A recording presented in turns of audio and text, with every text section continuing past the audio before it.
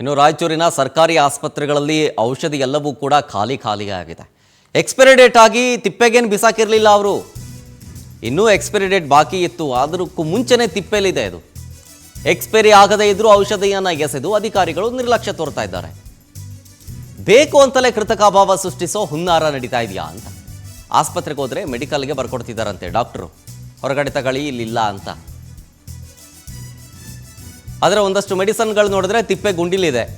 Okay, ಏನೋ expiry date ಆಗಿರ್ಬೋದು ಅಂತ ಚೆಕ್ ಮಾಡಿದ್ರೆ ಅವಧಿ ಇನ್ನೂ ಇದೆ, ಮುಗ್ದೇ ಇಲ್ಲ.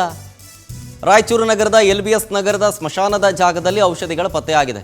ಕೆಮ್ಮು, ಕಫ, ಹೀಗೆ ಬೇರೆ ಬೇರೆ ಕಾಯಿಲೆಗಳಿಗೆ ಬಳಸೋ ಔಷಧಿ ಅದು. ಇದೆಲ್ಲವೂ ಕೂಡ ಸಿರೆಂಜು ಯೂಸ್ ಮಾಡದೇ ಇರೋದು. ಸರ್ಕಾರದ ಮುದ್ರೆ ಇರುವಂಥ ರಾಶಿಗಟ್ಟಲೆ ಸಿರೆಂಜ್ ಇದ್ದಾವೆ, ಅಲ್ಲಿ ಮೆಡಿಸನ್ ಪತ್ತೆ ಆಗಿದೆ. ಕೆಮ್ಮು ನೆಗಡಿಗೆ ಬಳಸುವಂಥ ಮೆಡಿಸನ್ಗಳಿದ್ದಾವೆ. ಅದು ಯಾವುದೇ ಎಕ್ಸ್ಪೈರಿ ಡೇಟ್ ಅಲ್ಲ, ಅಥವಾ ಸಿರೆಂಜ್ಗಳು ಯಾವುದು ಬಳಕೆ ಆದಂಥದ್ದಲ್ಲ.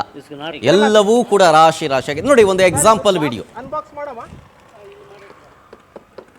ನೋಡಿ. ಸಿರೆಂಜು, ನೀಡಲ್ಲು ಯೂಸ್ ಮಾಡಿಲ್ಲ, ಆಯಿತು. ಅದಾದರೂ ಅಟ್ಲೀಸ್ಟ್ ಎಕ್ಸ್ಪೈರ್ ಆಗಿದೆಯಾ? ಇಲ್ಲ. 2028ಕ್ಕೆ ನೀಡಲ್ಲು, ಮಾರ್ಚ್ 2025ರಿಂದ ಫೆಬ್ರವರಿ 2028ರ ತನಕ ಇದೆ ಅಲ್ಲಿ. ಇನ್ನೂ ವ್ಯಾಲಿಡಿಟಿ ಇದೆ ಅದಕ್ಕೆ. ವ್ಯಾಲಿಡಿಟಿ ಮುಗಿಯೋಕ್ಕೂ ಮುಂಚೆನೇ ಹೊರಗಡೆ ಬಿಸಾಕಿದ್ದಾರೆ. ಏನಕ್ಕೆ ಅಂತಂತಂದ್ರೆ ಕೃತಕ ಅಭಾವ ಸೃಷ್ಟಿ, ಈ ಅನುಮಾನ ಸಾರ್ವಜನಿಕರು ವ್ಯಕ್ತಪಡಿಸ್ತಾರೆ. ಅವರು ಹೆಂಗೆ ಅಂದ್ರೆ ಕೃತಕ ಅಭಾವ ಸೃಷ್ಟಿ ಮಾಡಿಬಿಟ್ಟು ಇವರು ಹೊರಗಡೆ ಮೆಡಿಕಲಲ್ಲಿ ತಗೊಳ್ಳಿ ಅಂತ ಅಂದ್ಬಿಡ್ತಾರೆ. ಅದರ ಪಕ್ಕದಲ್ಲೇ ಇರುವಂಥ ಈ ಆಸ್ಪತ್ರೆಗೆ, ಗೌರ್ಮೆಂಟ್ ಆಸ್ಪತ್ರೆ ಪಕ್ಕದಲ್ಲೇ ಇರುವಂಥ ಮೆಡಿಕಲ್ ಶಾಪ್ಗೆ ಒಳ್ಳೆ ಲಾಭ. ಅವ್ರ ಹತ್ರ ಡಾಕ್ಟರ್ಸು ಕಮಿಷನ್ ತಗೋತಾರೆ.